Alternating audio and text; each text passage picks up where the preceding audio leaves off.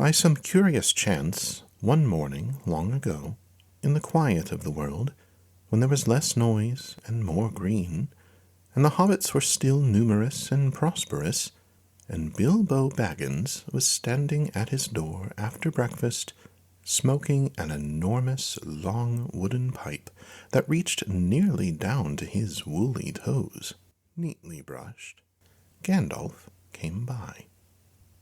Gandalf? If you had heard only a quarter of what I have heard about him, and I have only heard very little of all there is to hear, you would be prepared for any sort of remarkable tale. Tales and adventures sprouted up all over the place wherever he went, in the most extraordinary fashion. He had not been down that way under the hill for ages and ages. Not since his friend the old Took died, in fact, and the hobbits had almost forgotten what he looked like. He had been away over the hill and across the water on business of his own since they were all small hobbit boys and hobbit girls. All that the unsuspecting Bilbo saw that morning was an old man with a staff. He had a tall, pointed blue hat, a long gray cloak, a silver scarf over which his long white beard hung down below his waist, and immense black boots. "Good morning," said Bilbo, and he meant it. The sun was shining, and the grass was very green. But Gandalf looked at him from under long, bushy eyebrows that stuck out further than the brim of his shady hat. "What do you mean?" he said.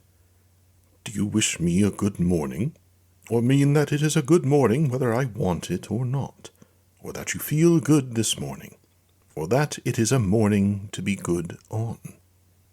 "All of them at once," said Bilbo, "and a very fine morning for a pipe of tobacco out of doors, into the bargain. If you have a pipe about you, sit down and have a fill of mine. There's no hurry, and we have all the day before us." Then Bilbo sat down on a seat by his door, crossed his legs, and blew out a beautiful gray ring of smoke that sailed up into the air, without breaking, and floated away over the hill. "Very pretty," said Gandalf, "but I have no time to blow smoke rings this morning. I am looking for someone to share in an adventure that I am arranging, and it's very difficult to find anyone." "I should think so in these parts. We're a plain, quiet folk, and have no use for adventures. Nasty, disturbing, uncomfortable things. Make you late for dinner. I can't think what anybody sees in them," said our Mr. Baggins, and stuck one thumb behind his braces and blew out another even bigger smoke ring. Then he took out his morning letters and began to read, pretending to take no more notice of the old man.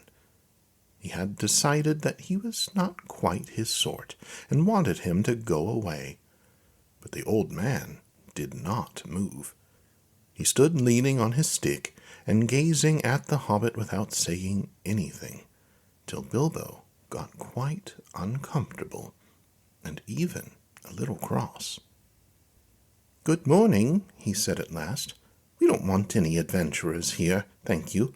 You might try over the hill or across the water." By this he meant that the conversation was at an end. "What a lot of things you do use good morning for," said Gandalf. "Now you mean that you want to get rid of me, and that it won't be good till I move off." Not at all, my dear sir. Let me see. I don't think I know your name."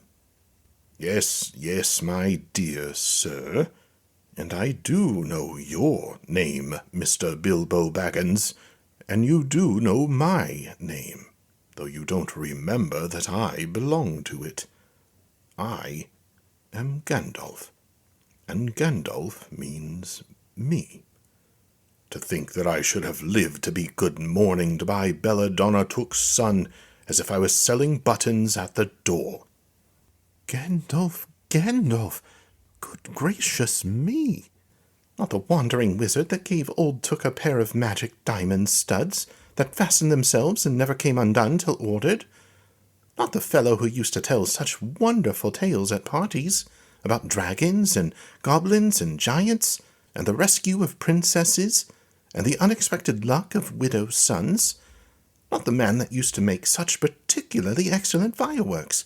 I remember those. Old Took used to have them on Midsummer's Eve. Splendid.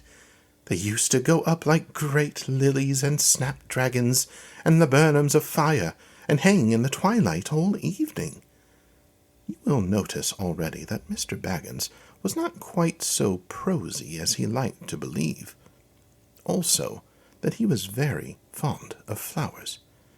Dear me, he went on, not the Gandalf who is responsible for so many quiet lads and lasses going off into the blue for mad adventures. Anything from climbing trees to visiting elves, or sailing in ships, sailing to other shores. Bless me, life used to be quite you used to upset things badly in these parts once upon a time. I beg your pardon, but I had no idea you were still in business. Where else should I be? Said the wizard. All the same, I am pleased to find you remember something about me. You seem to remember my fireworks kindly, at any rate, and that is not without hope. Indeed, for your old grandfather Took's sake, and for the sake of poor Belladonna, I will give you what you asked for. I beg your pardon, I haven't asked for anything. Yes, you have. Twice now. My pardon, I give it to you. In fact, I will go so far as to send you on this adventure. Very amusing for me, very good for you, and profitable too, very likely, if you ever get over it. Sorry, I don't want any adventurers, thank you. Not today. Good morning. But please, come to tea any time you like. Why not tomorrow? Come tomorrow. Goodbye. With that, the hobbit turned and scuttled inside his round green door, and shut it as quickly as he dared. Not to seem rude. Wizards are, after all, wizards.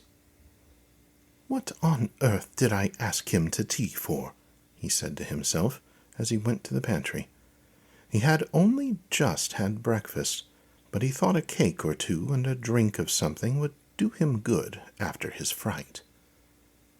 Gandalf, in the meantime, was still standing outside the door, and laughing long but quietly. After a while he stepped up, and with a spike on his staff scratched a queer sign on the hobbit's beautiful green front door.